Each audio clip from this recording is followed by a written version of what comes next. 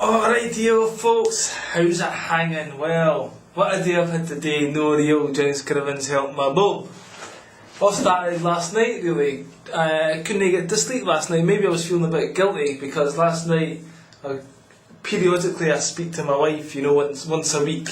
So I was doing our exercises last night. I said, what about us? What are we going to do? Ken, is it divorce? What's happening? We aren't getting on too good. We didn't talk. You annoy the shit out of me, and they do. I annoy you as well, quite a lot. She says, oh, I thought we were in love. I was like, you called us love?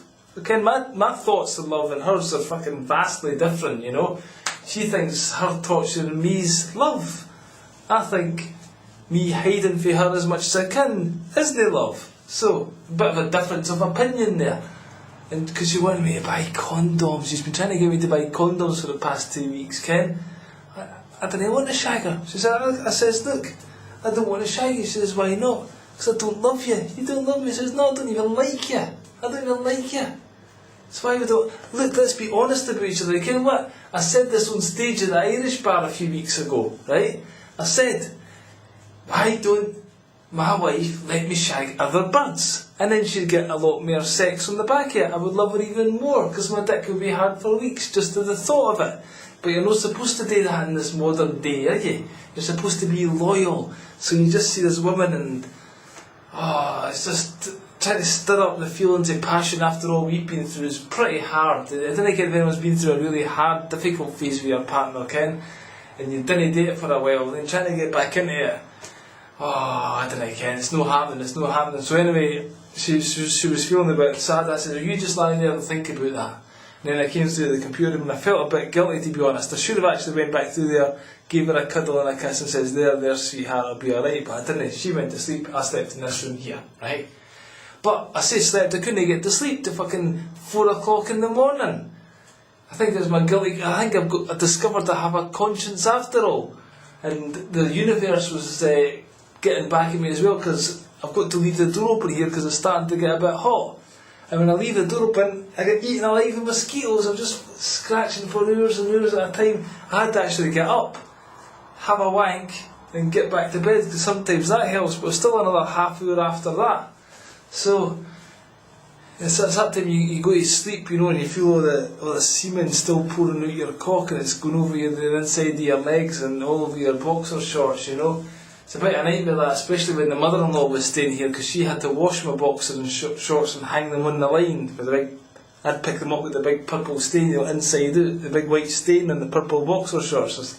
Wasn't too impressive. So anyway, gets up this morning, had to go and do a viewing for somebody who wasn't even a customer. He was just looking on behalf of somebody in the UK. His friend in the UK wanted him to check it properly, so it was a complete waste of time. They do. But anyway, the guy was alright. The wife was a bit quiet, but nice enough. So it was a good couple. Picked them up, drove them around. There we go, no bad. Alright, it's quite good because he kens a few internet websites where you can get free football for free. Just go into the site and bingo, you've got live football. Now, I kind of hate the football actually, because when it used to be in this country here I live in, it used to be 2 games on a Saturday, 2 games on a Sunday you would get, right? 2 years ago, and then Fox came into the scene, didn't they? And they bought over the franchise, and then you have to pay pay-per-view. Well, I didn't do that. I was wasting my life anyway, fucking 4 hours on a Saturday, 4 hours on a Sunday, watching Bolton Charlton. It wasn't exactly... it was just ruining my life. So anyway, he's given me this couple of websites to go and check out for next season. And I'm giving him some BitTorrent sites. I was teaching him about BitTorrent. If you want any movies, pal, I'll tell you exactly what to do, because right now he's buying them pirate for the guy in the street. I'll say, let's bypass the guy in the street, sod the local economy, I'll get you straight to the place where you get them for free, and then your conscience can be as bad as mine when we're taking food out of artists' mouths at the end of the day. Anyway, so after the wee viewing was finished, we went for a wee beer. They had Sprite. It says, we'll get this one, the least we can do for you is buy you a drink. Sprite and a tea for the boss. I was like, fuck this, get me a beer. So I had a wee beer to myself, you can. That was alright. Came back home feeling a bit sleepy. Never actually got round to going for a sleep, because I started emailing this lady, because I'm thinking about going and take ayahuasca. in Holland in a couple of weeks' time. I'm thinking about it, so I've been doing a bit of research. And there's this shaman fella, right? Now this shaman guy who's doing the ceremony, he's had a bit of criticism on these websites because he claims he can cure cancer, and he claims he's healed a crippled boy. He managed to get to walk, and he talks to fairies and dragons, right? So this is the boy I'm going to see. Now on this lady's website, she says when you take ayahuasca, you've got to take it with a genuine, a real shaman, because if you take one of these self-made, hey, I'm a shaman type geezers, when you take ayahuasca, all your demons, right, that live in our entity, and I've got fucking hunters, believe me, right, they all go down into your stomach, and then you vomit out. When you take ayahuasca, you usually vomit loads. That's all the negative energies and entities coming out of your body, right? Now, she said if it's a good shaman, he keeps the other, because there's lots of entities coming out in a room full of people, everyone's got their negative entities coming out of them, right? So if it's a bad shaman, somebody else's entity can enter you, and it can fuck you up for months at a time, and you may never recover, you know? So I'm saying to myself, I've got enough problems dealing with my demons, never mind letting somebody else's into my napper, you get what I'm saying? So I was saying to this woman, this guy's getting a bit of criticism. What do you think? She came back with, look, this other lady said she cured her brain tumour. I says, okay, that's quite impressive, fair play. So it's 50-50 right now whether I'm going to take her up on this offer.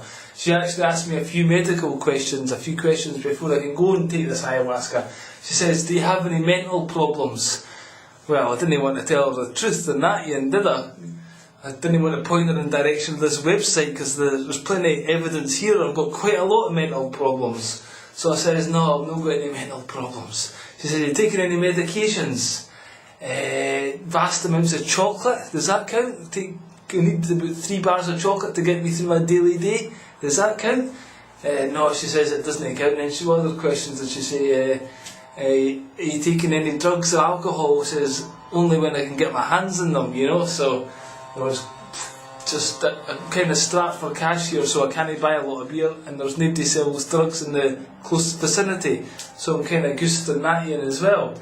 Although, when I was with this couple the day, right, waiting to get picked up, this guy walked past me, the old ecstasy, Charlie, marijuana, getting that guy. It could be an undercover police here, so you never can who you trust, you know.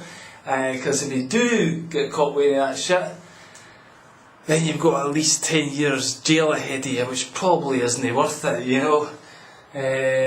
So maybe when I go to Amsterdam I can more than make up for it there. But if I take ayahuasca, you see, that could clear my spirit out, and I'm not sure about marijuana. Maybe marijuana opens up the channels for all these negative entities in me, you know, because I've smoked marijuana for 14 years, maybe I'm full of negative entities. I go there, take the ayahuasca, get them cleared out, and then fucking start smoking again to pour them back in again. So I don't know what I'm going to do in that yet. It's like the guys at pub football teams, they go and play the pub football on the Sunday morning, and then they go straight to the pub. So any exercise that they've just had has been totally erased by the 5 or 6 pints they have after it. Could be one of those things, who knows.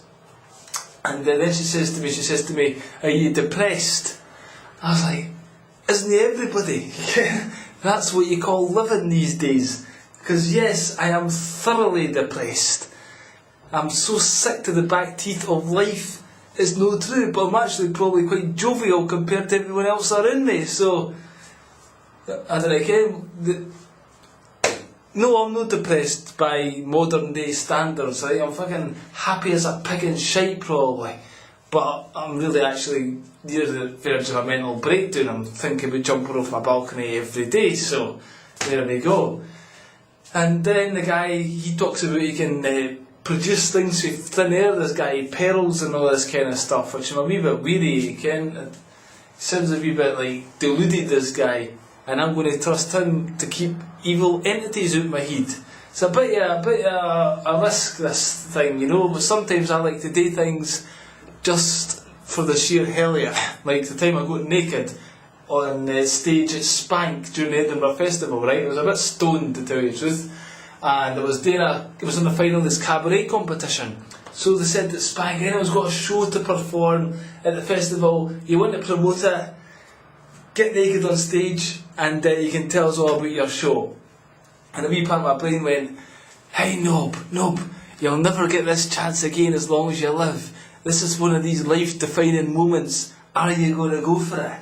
And I thought to myself, you ken what? I can't say no to that. There's something about my fucking fucked up brain, probably those negative entities actually, that told me, aye, I'll fucking do it. I'll tell everybody about my cabaret competition, but I wanted to do a deal with the guy. I says I want to tell the people why I want to do it, you see? Because I never started puberty till I was 15 years old. I was always highly embarrassed of my cock. That's why I had to leave the school football team. Because all the guys in the team called me Peachy. It was Peachy Joe, pass the ball. I was like, here, take the fucking ball. I didn't want the ball. Take it, you shower of wankers. Eh? Not realising my Freudian slip, because they could all wank quite happily by that stage. I couldn't exactly do much. I could just kind of ping it to the side a little bit, you know. That's all I could do, so I wasn't too good at that. So I read David Icke. Now, I used to be a fan of David Icke, but now I didn't trust the man as far as I could throw him. So, but anyway, at the time, he had a book, I Am Me, I Am Free, where he talks about the fact that the power elite shag little children.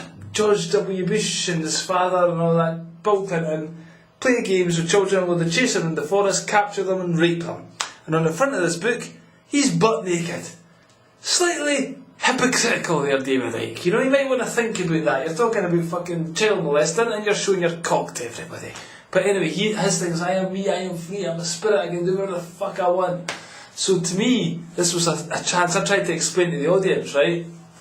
Look, this is me, I'm David Icke, I am me, I am free. I just want to do this to liberate myself from that years of torment I went through, you know. And I was also doing it to demonstrate to other people, look, let's free ourselves up, come on, who gives a fuck, it's all, life's a dream, folks, life's a dream, just fucking live it, who cares what your body's like, if you're fat, you're thin, you're buck-toothed, big nose, ugly. But the funny thing was, though, they weren't expecting this, right, because that day, I had a particularly, right, do you ever have those days where you have a really, really sweaty arse, right? Oh my god, it's so sweaty. And when you walk, it's like rubs against each other, and a big kind of red ring forms around your arsehole. And when you wipe your arse, you're like, oh, that's a bit stingy, right? Well, I had one of those days at this time, right? So there I am up on stage, and I've just whacked the boxer shorts off, my Homer Simpson boxer shorts. I've been jumping around, my fucking balls flying about everywhere, going, hee, this isn't as great, David Icke, I am me, I am free. I says, how can I step this up a level? Because they used to see naked people, right? So I turned round, got my arse cheeks, pulled them wide apart, showed them to everybody. You could see the audience reaction, well, you could hear it actually, you hear the gasp, like, and then, I was like, got yous, Ken, you'll no let Nob on your stage again, will you, you know? So that word went out through the comedy scene, and I wasn't allowed on any comedy stage ever since. That's why I'm having to put my own show on at the Edinburgh Festival, because maybe they forgot someone. It was actually an English promoter, he doesn't care about that particular story, so I hope he doesn't watch this video. No, so that's basically, I was probably talking about something else there, but got sidetracked. But anyway, I just think I was talking ayahuasca, blah blah blah. The another thing, my brother-in-law came today, and I've had these curtains on my balcony, right? And they got the curtains, I had to put them up again recently. I had to put the curtains up again because they were doing for the winter, because it was a bit windy on the balcony. So the curtains to protect it from the sun, because it gets a bit melting, right? And there's a bit in the curtain rail that's broke. So I put a bit of tape on it, so when you open and close it, it doesn't come off. But actually it does come off. There's 3 fucking pegs hanging from one side and 2 pegs hanging from the other side. There's only 2 pegs in the middle keeping this curtain on. And the brother-in-law says, you know, that's got 2 gaps, 2 rails in the curtain. Why didn't you use the other rail? The other gap, you know, there's 2 like lines. Instead of, because I put it back on by using the broken bit, the tape bit, and just stuck it all in there, where I could have just used the other line that's no broken. And it's like a moment of really deep realisation hits home, like, you know what? I'm a fucking ball bag. How could I not see that? That's so simple, you know. Mind you, I'm the man that calls the electrician out to change the light bulb, so That shows you my DIY skills. Ladies and gentlemen, need do all the demons that have entered my head for all my years of LSD abuse. That's who I'm blaming anyway. So when I take this ayahuasca, actually when you go on these trips to Brazil, people take ayahuasca and have to take it 3 times in a row or over 7 days, because you have to keep purifying yourself. I've only got a chance to do it 1 day. So when they do it, I'll need to make a monthly appointment to go back and see this guy. If it works, if it doesn't let the demons in. Or I might have to go and see another ayahuasca guy to get everybody else's demons out of me.